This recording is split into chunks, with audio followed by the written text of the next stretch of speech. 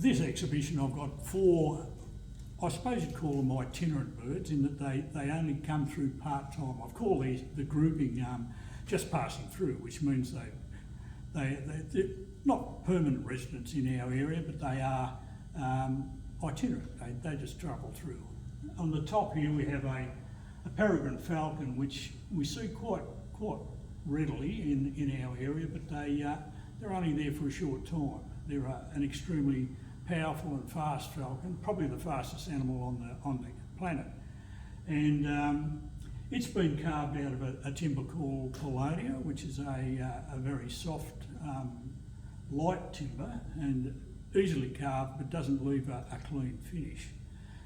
Much the same as this mopoke or bluebird owl. It's been carved out of the same timber. It's another thing we see on an irregular basis, but you can generally hear them more than see them. Around this time of the year, you'll hear the mopoke sound on clear and frosty nights, and that's generally when they're most around.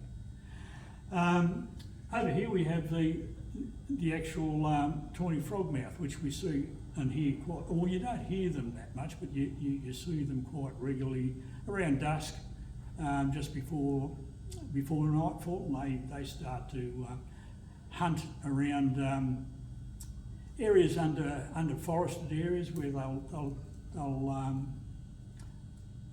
search in the leaf litter mainly for their food, which is, you know, like insects, small rodents and lizards and things like that.